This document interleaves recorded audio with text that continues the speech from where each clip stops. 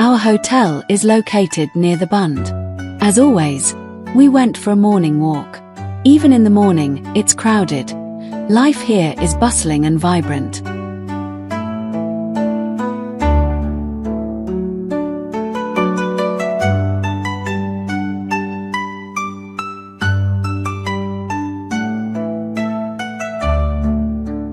The Chinese are accustomed to start their day with a sense of inner harmony and calm. Morning exercises in the park are a social ritual, a way to stay healthy and connect with friends and neighbors. Traffic in Shanghai is quite heavy. Interestingly, when riding scooters, the Chinese use wind stoppers. These are insulated vests that protect you from wind, water, dirt, and even snow. The inside of these vests are usually lined with soft fleece. By the way, I was impressed by the Chinese street cleaners' ability to do their job quickly and efficiently without disturbing others. I have to give them credit. The streets of Shanghai are clean. Traffic controller is still a popular job in Shanghai. It's not uncommon to see 2 or even 3 traffic controllers at complex road crossing. Since this job is considered as unsafe, authorities are planning to use robot traffic controllers in the future. Robots are already being actively tested in Shanghai. The robot imitates the movements of a real inspector with perfect accuracy and can even speak. It's said street cleaners have difficulty finding work because of the age limit. Yes, things aren't so simple in China. We are going down to the metro. The Shanghai Metro is the longest in the world, covering 831 kilometers. It carries over 10 million people daily. Using underground, you can get almost anywhere. It's especially helpful that station names and announcements are also available in English.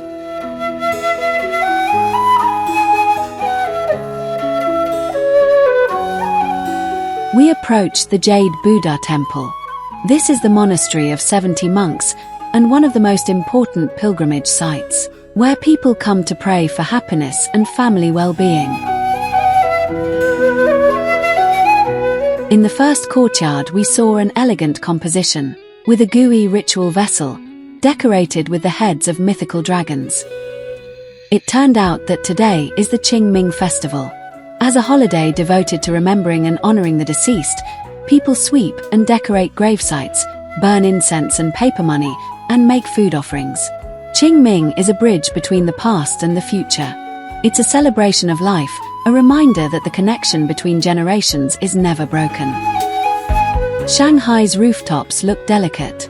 You can even see sculptures of people on some roofs, although dragons and mythical beasts are still present. Today the Jade Buddha Temple is more than just a place of prayer. It's a large monastery and a cultural and religious center. Buddhism, music, and calligraphy are studied here.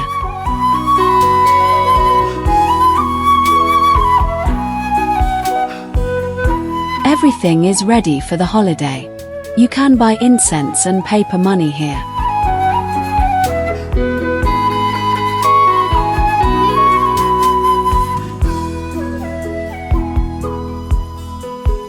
In Buddhism, incense symbolizes the fragility of life, and is preferably burned in groups of 3 as a symbol of respect and devotion to Buddha. Usually incense and paper money are burned on this day.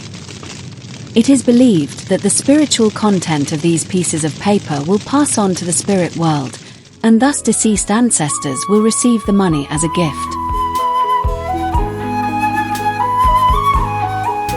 In Buddhism, the number 3 represents the 3 precious: Buddha, the Enlightened One; Dharma, truth; and Sangha, religious brotherhood.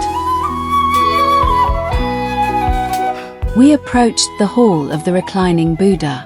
The figure of Buddha is carved from a single piece of white jade and richly inlaid with precious stones. The figure symbolizes the Buddha's tranquility and enlightenment at the moment of passing into nirvana. Buddhists call this pose happy peace. Finding itself awash into the sea of samsara, strives to find release. We approach the pavilion of the great sage. It's a traditional bronze attribute of Buddhist temples stands here, which has names of sponsors on it. In the center of the pavilion there are 3 golden statues of the reincarnations of Buddha. In the center is Buddha Shakyamuni, the founder of Buddhism. Also 20 deities leaning forward stand on either side of the hall.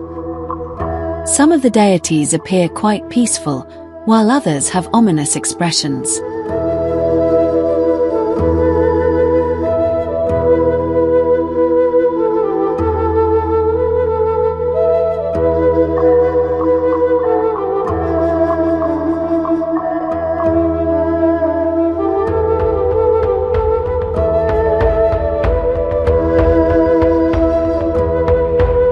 But the most sacred relic is the seated Buddha Shakyamuni, who is 192 centimeters tall. He looks frozen in a meditative pose. The Buddha is carved from a single block of jade and adorned with gold and precious stone inlay. This is a statue of the Bodhisattva, or Guan Yin in Chinese, a deity in female appearance. She has transcended the cycle of birth and death. She is willing to return to the material world and suffer to help people. The 1,000-armed Guan Yin dance is performed by a group of 20 deaf-mute girls under the direction of a deaf-mute soloist.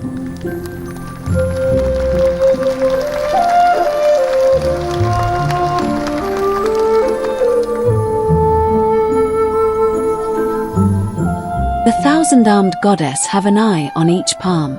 According to legend, Guan Yin vowed to help all living beings and relieve them of suffering. She extended her helping hands to all those in need. Of course, she couldn't help to everyone, so the Buddha teacher gave her 1,000 hands and eyes so that Guan Yin's help would reach all those in need.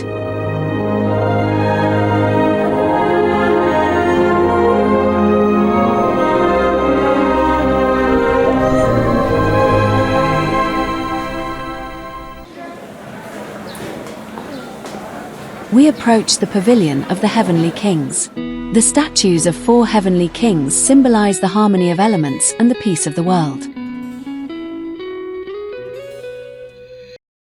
After leaving the Jade Buddha temple, we went to the city center to stroll along Nanjing Street.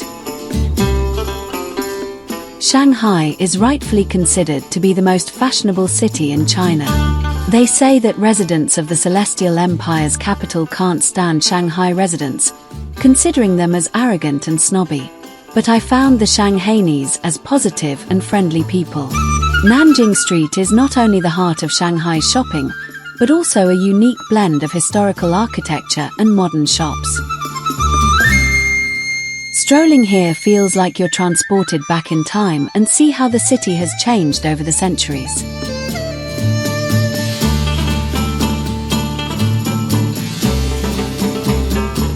We're looking for People's Square on the map. People's Square in Shanghai is the city's main political and cultural center. Before the establishment of the People's Republic of China in 1949, the square was a hippodrome where horse races were held.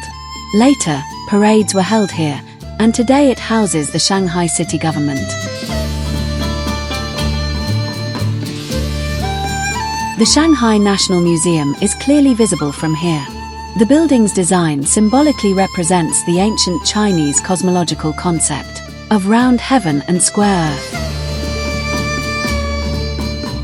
Also, the Grand Theatre is located in People's Square, one of the main symbols of modern architecture in Shanghai, harmoniously blending European and Chinese styles.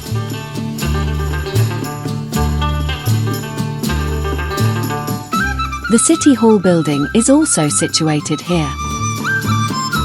The central part of the square is adorned with a large circular musical fountain. The fountain's center displays a map of Shanghai.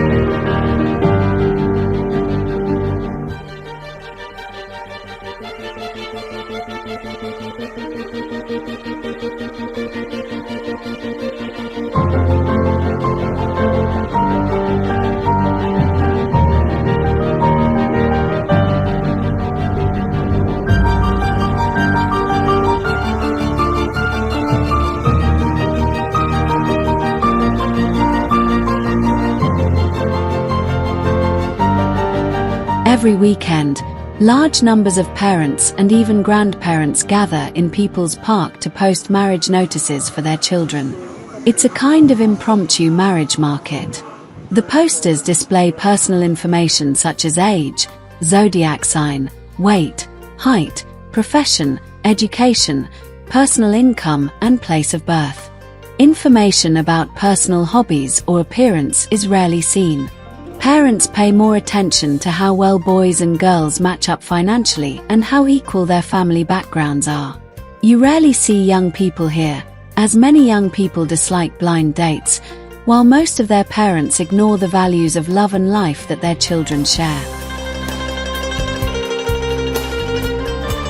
The average age of unmarried children in the marriage market ranges from 26 to 35, with unmarried women outnumbering men by approximately 5:1.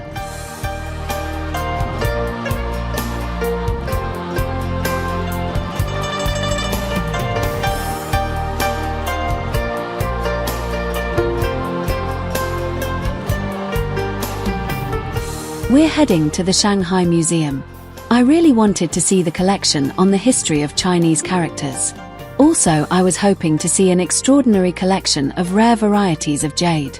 But, unfortunately, these collections have been moved elsewhere.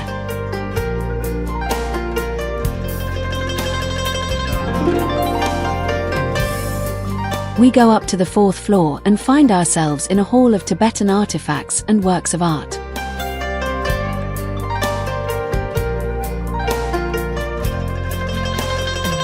Tibetan statues of goddesses are on display here. These colorful Tibetan masks of various shapes capture the essence of Tibetan culture. A wine vessel shaped like elephants and mahouts, dating back to the Qing dynasty. This is a bronze censer in the shape of a mythical animal. Incense burners decorated with flowers and bird images.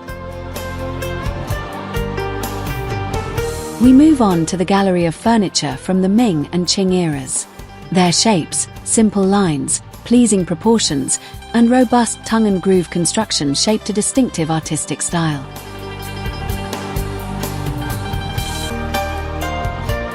Much attention was paid to exploiting the natural beauty of the wood grain, as well as the use of lattice and openwork carvings.